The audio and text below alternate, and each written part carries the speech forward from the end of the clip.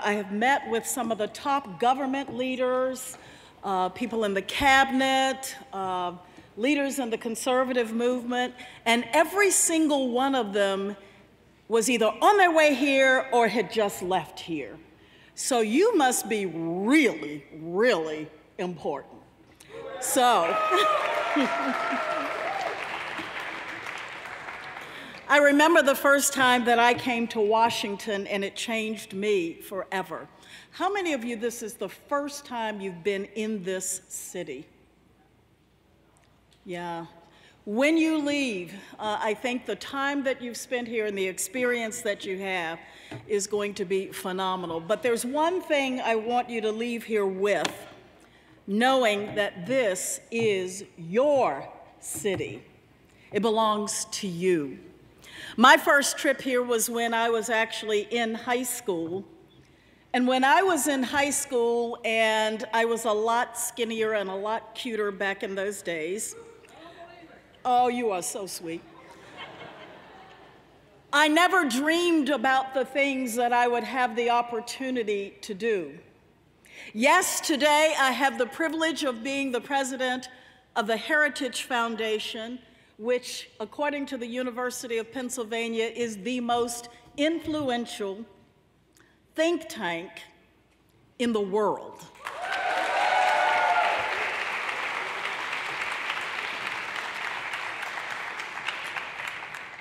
They said that, but I would add, for the benefit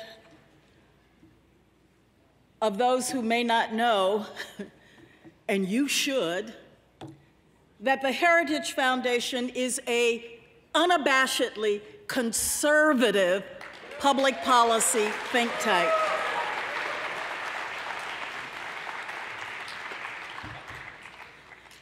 When I first came to Washington, I was inspired by the opportunity to fight for America. Like you, I was filled with desire, fueled by energy, ready to jump in and make a difference.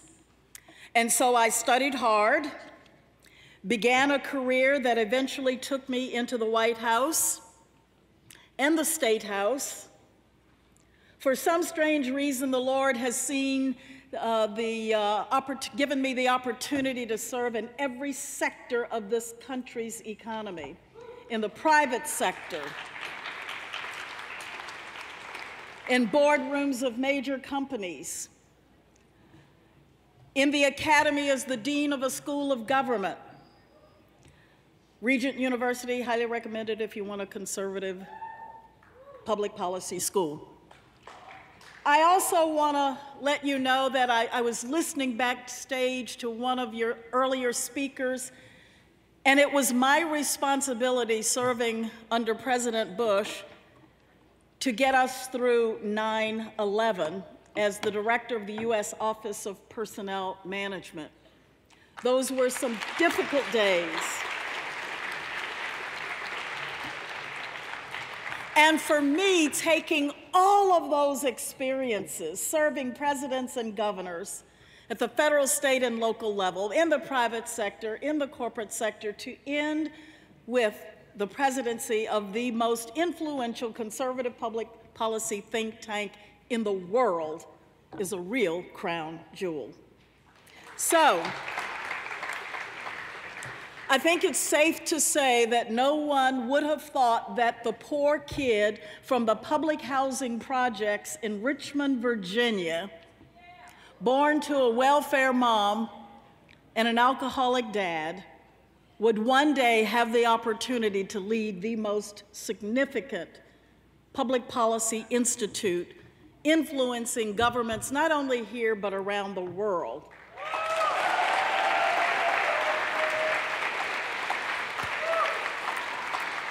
And I want you to know why I share that with you. I share that with you by way of encouragement. I told an audience just recently of young people very much like you that as a grandmother now, I have special grandmother powers. And my special grandmother powers allow me to see things that others cannot see. And I want to tell you what I see. I see a United States Senator right over here. Oh my gosh, there is a President of the United States sitting right over here.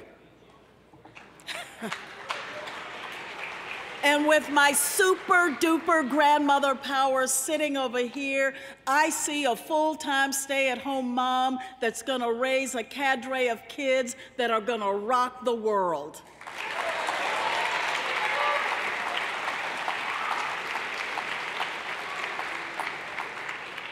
And right over in here somewhere, I see a corporate executive that's gonna take the knowledge, skills, and abilities that have been given to him or her and go out, girls rock, and start a company that are gonna hire untold hundreds of thousands of people and build this economy.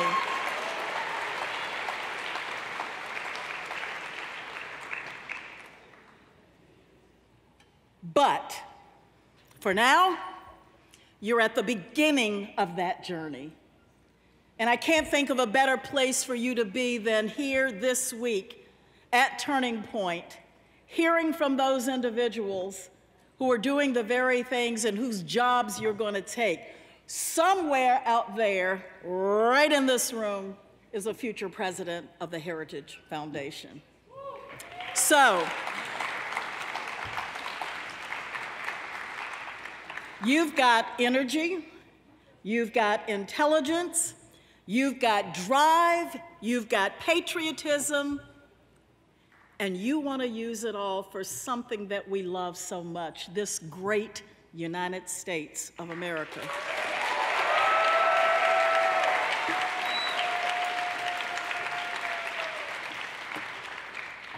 So, what are we going to do? And I'd like to suggest a couple of things for you. One of the things that I determined when I took over the reins of the Heritage Foundation is that if you're not growing, you're dying. And our job is to grow the conservative movement. And so, y'all are so excited. I love you. I'm used to talking to...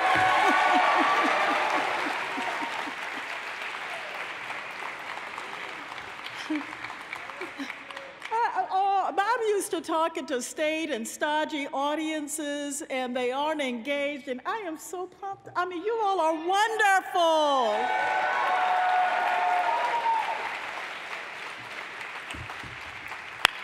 Okay, so here's what I need you to do for me. We are going to grow this movement. Recently, I was talking to a group of interns, and I asked them, how many of you are here to get the knowledge, skills, and abilities to go out and annihilate the left? Don't.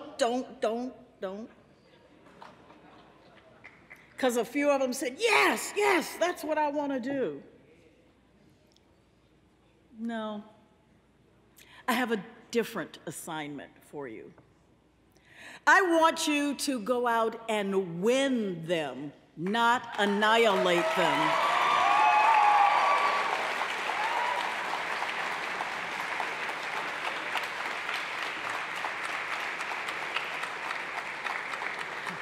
You have the knowledge, the skills, the ability to go out and win them to our side. So many people are intent in blowing up bridges. I want you to build bridges, win them over, add them to our ranks.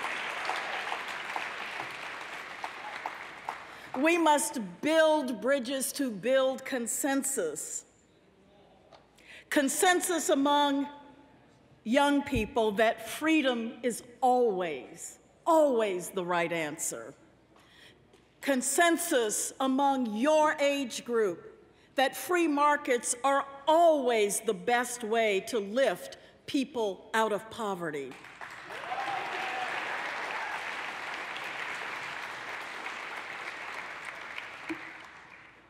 Consensus that limited government has always been the way to deliver all of that to the American people.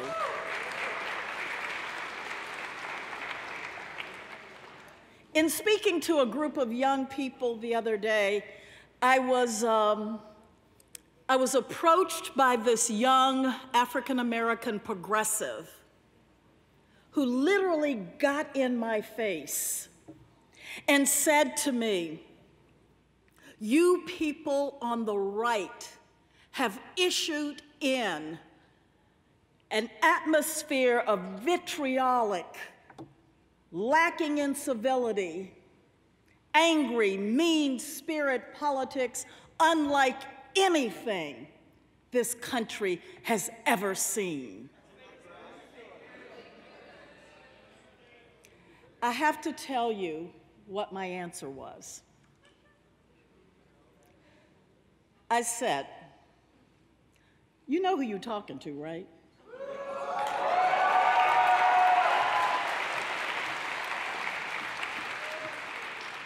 You are talking to a Black, conservative, pro-life, evangelical, Republican,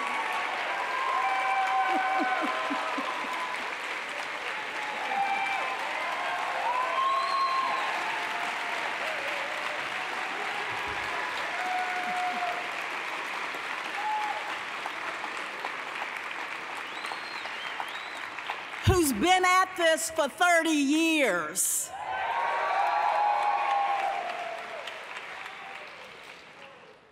I have been the recipient of everything mean and nasty that the left can throw at any human being. Because if it's anything that the left hates more, I don't know what it is, than a pro-life, conservative, evangelical Republican who loves this country.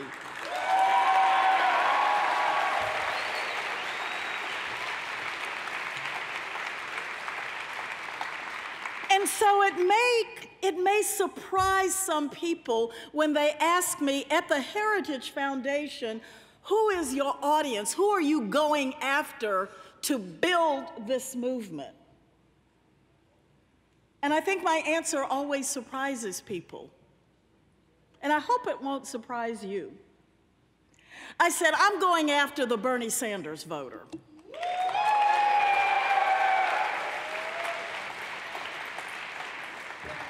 And I'll tell you why I'm going after the Bernie Sanders voters. And I think you will understand this better than some audiences that I speak to, which are double and triple in your age. I said, I'm going after the Bernie Sanders voter, wait for it, because I want the same thing they do. I want to see poverty rates in America go down.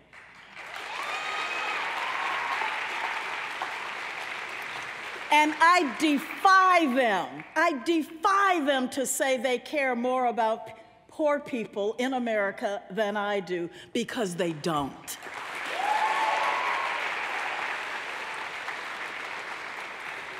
I defy them to say that they care more about educating young people in this country than I do, because they don't.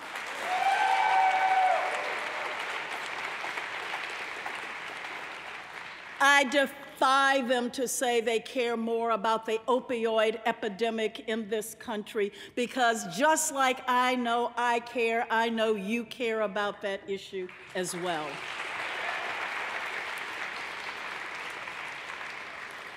And I defy them to say that they care more about, quote, ripping children from their mothers at the border, when I have spent my entire life trying to convince them not to rip children out of their mother's wombs.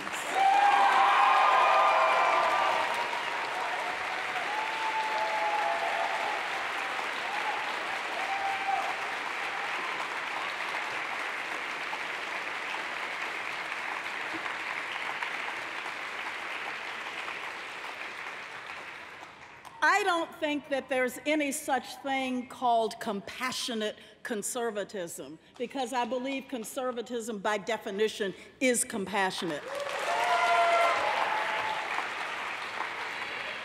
For some people, this is just policy debates and discussions, and it's an intellectual exercise. But the reason that I am a conservative today, the reason that I care about conservative public policy is because I genuinely believe that all those things that they say they care about, I've got the research, the data, the analysis, and the experience to say my ideas are better.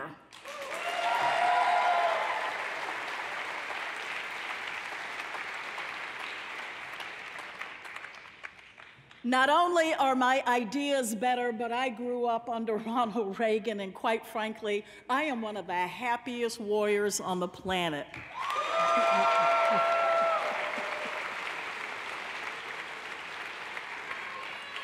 I think it's time that we held them accountable to their own bumper stickers.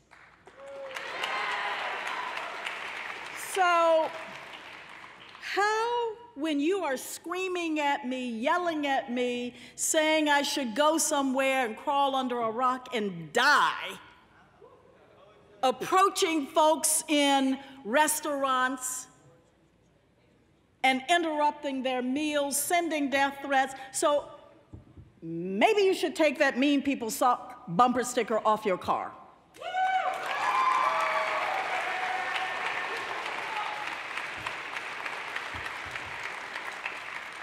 Maybe you should rethink that coexist bumper sticker that you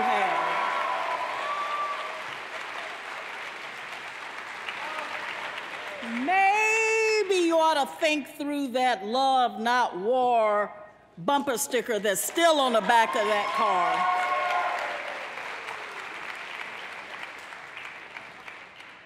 I can tell you from my 30 years experience in the conservative movement, yes, they're right. I've never seen anything like the time we live in right now. But how dare you, how dare they want to hold us accountable when I have experienced that mean, vitriolic, uncivilized spirit for at least 3 decades.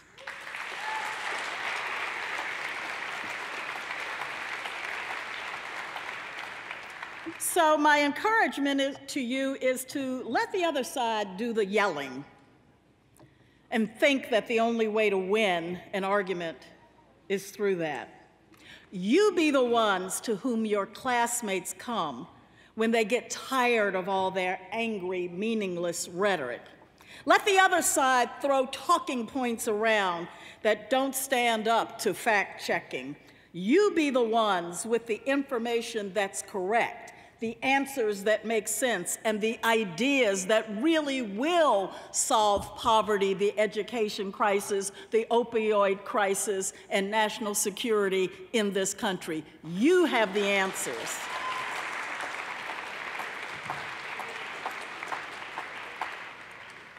Now, I realize this takes a great deal of patience, something that I know from my own experience and from my own children and grandchildren that isn't exactly a hallmark of youth, but trust me, we are going to grow this movement with your wit, your wisdom, and your winning information, and you will come out on top.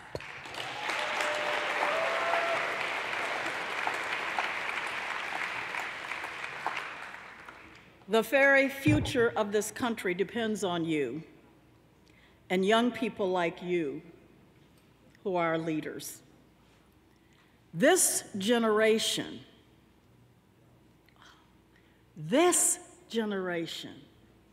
is the turning point.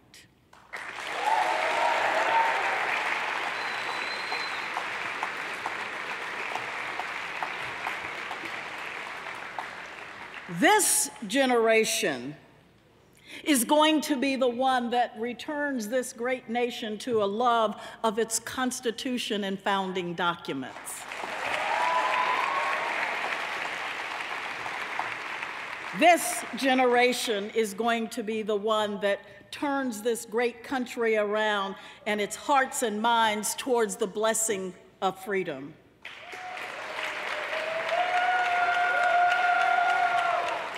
It is this generation that will be the turning point as we restore the value, the dignity, and the sanctity of human life.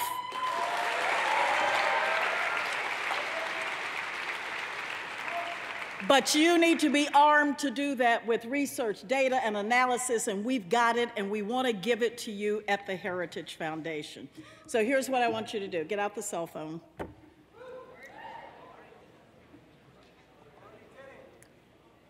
And text Heritage to the number 474747. We want to equip you. We want to arm you and give you everything you need to be the turning point. And together, imagine an America where free markets reign. Imagine an America with a strong national defense. Imagine an America where life is protected, families are whole, and every child, no matter of race, religion, income, gets an education. Each of these are difficult battles, but every single person in this auditorium right now is the turning point. Thank you.